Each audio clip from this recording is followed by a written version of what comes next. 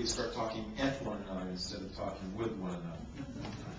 And in order to stir the conversation up, he actually asked us a question. He said, how would you make the world a better place by 2020? And what he has not figured out is you should not ask people right before their 40th birthday that question. It's a midlife crisis generator. Because I looked at everything I did at the time, and I figured out 10 more years of SAP versions will not make the world a better place. That's not a good answer. And so I started looking at what do you do to answer that question, and I looked into my passion and into my skills. My passion is peace in the Middle East. I grew up in Israel, I moved out of Israel, but it's still one of my biggest passions. And my skills, I'm one of the best in the world at breaking a large technological problem into small pieces, solving every one of them, and then putting them back together again. I'm an Imagineer. I imagine the future and I engineer towards it.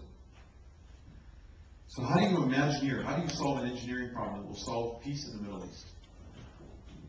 It's a tough problem. I looked at examples, and actually Israel has a peace treaty that's the most solid peace treaty in the Middle East that Israel has with the Emirates.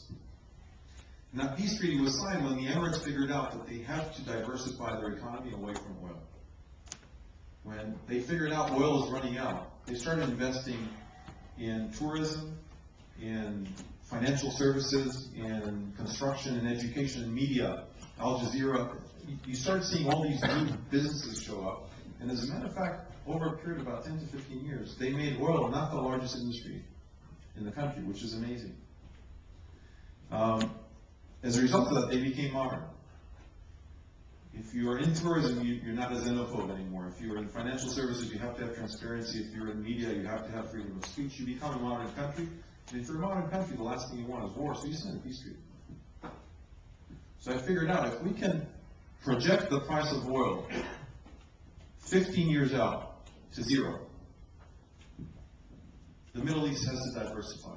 Digging a hole in the ground will no longer be the most profitable business. If you diversify away from oil, you become modern. If you become modern, you need peace. And as a result of that, bringing the price of oil down, not in one shot, but over a period of time, will bring peace to the Middle East. So I started with a new question. Not how do you make the world a better place by 2020? My new question was, how do you run an entire country without oil? And I basically started studying. I had no idea how to do it, so I started asking people questions. Could you do it? And I had, interestingly enough, the former CTO of Shell told me that it's possible, he just doesn't know how to do it. But he said it's possible, you should investigate that. He's a very smart guy. And I started going around and I figured out it has to be biofuels. Because cars won't change, car makers won't change. We know we have the system. We got to make biofuels, and then I figured out biofuels depend effectively on a conversion of water into oil. And we're running out of water faster than we're running out of oil. Hence the equation is usually today conversion of energy into water, not the other way around. Hence, you wouldn't want to create a closed loop in which every time you go through this loop, you lose energy. It makes no sense. It took me about 6 months to figure that out. So 6 months of writing and documents and white papers, and they were all in the trash. Then I figured out it has to be hydrogen. There's so many books about hydrogen. You can see hydrogen cars. It must be hydrogen.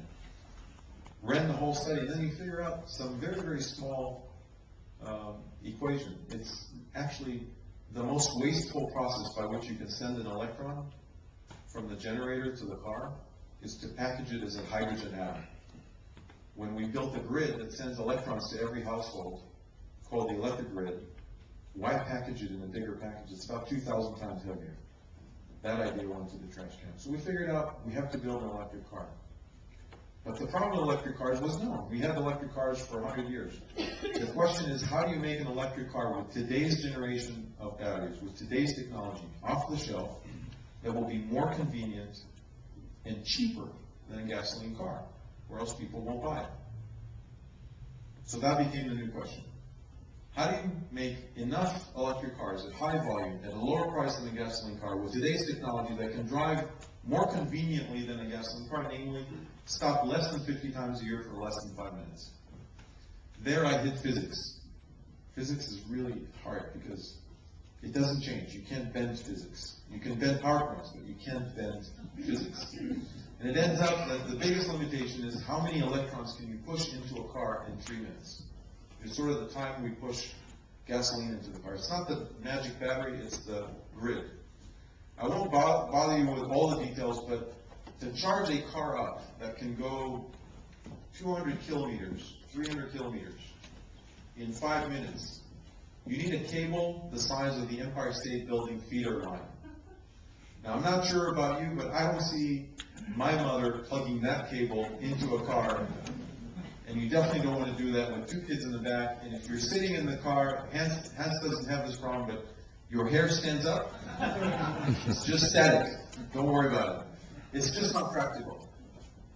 And so we ran with that problem, and we ended up with the only solution that we knew is you push the electricity slowly into batteries that are waiting for you, and you switch the batteries. Now, it ended up, that solution actually was used in the past, even here in Holland. Horse and carriage. When you took a horse and carriage across Europe, and your horses got tired, you didn't sit there and wait for the horses to eat and rest. There were switch stations, where you put your 2 horses out, 2 horses up, keep driving. And you weren't really attached to the horse. You were more attached to the carriage and the people inside than you were to the horse.